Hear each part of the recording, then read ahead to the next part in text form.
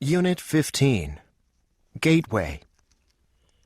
The computer has, to a considerable extent, solved the problem of acquiring, preserving, and retrieving information. Data can be stored in effectively unlimited quantities and in manageable form. The computer makes available a range of data unattainable in the age of books. It packages it effectively. Style is no longer needed to make it accessible, nor is memorization. In dealing with a single decision separated from its context, the computer supplies tools unimaginable even a decade ago. But it also diminishes perspective. Because information is so accessible and communication instantaneous, there is a diminution of focus on its significance, or even on the definition of what is significant. This dynamic may encourage policymakers to wait for an issue to arise rather than anticipate it, and to regard moments of decision as a series of isolated events rather than part of a historical continuum. When this happens, manipulation of information replaces reflection as the principal policy tool. Exercise 1. Modern theories have applied and extended early principles to understand people's behavior when people have the opportunity to interact with others while concealing their personal identity and remaining anonymous. The term de-individuation was coined by Leon Festinger and colleagues in the 1950s to describe situations in which people cannot be individuated or isolated from others.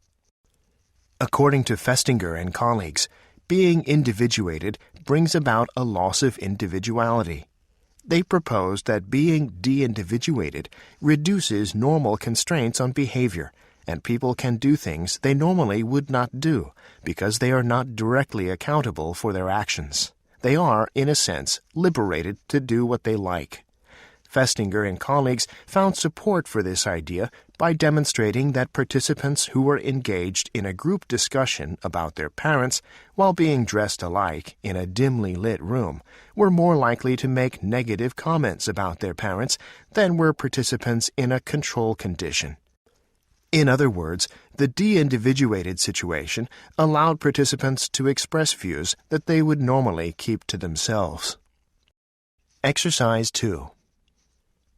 Suppose you were participating in an experiment using a new saliva test to detect an enzyme deficiency that predicted pancreatic disease in later life. How much would you believe in the accuracy of the new test?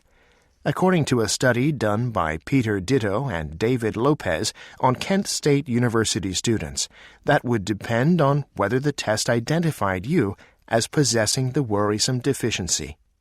Like the majority of those students, you would likely downgrade the accuracy of the test if it informed you that pancreas problems were in your future. A second study showed how you might go about it. Ditto and Lopez asked subjects if there were any irregularities in their diet, sleep, or activity patterns over the last 48 hours that might have affected the accuracy of the test.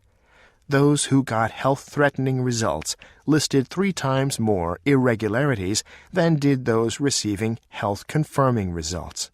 Thus, they searched for ways to weaken evidence contradicting their preferred image of healthiness. Exercise 3. Plants need water to give rigidity to their cells, but water stress also produces other, more subtle effects. The stressed plant will spend more time with its stomata closed.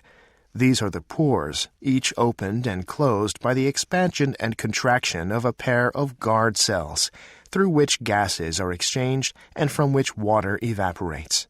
Keeping stomata closed reduces water loss, but a reduction in the rate of gas exchange implies a reduction in the rate of photosynthesis. The plant will grow more slowly and will be smaller than it would otherwise be, and growth is inhibited before the plant is so short of water that it wilts visibly. When an adequate amount of water becomes available to a formerly stressed plant, it will increase its production of foliage. But in the case of a crop plant, its final weight will never be greater than that of an unstressed plant, and usually it will be smaller.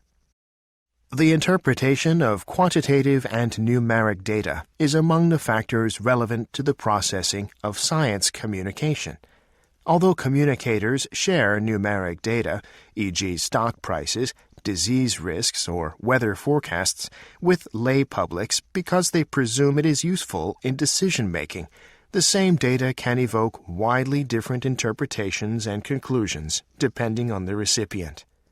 Recent work has found that people with less numeric numeracy, tend to extract very different meaning from data, such as interpretation of expected likelihoods, than those with higher numeracy.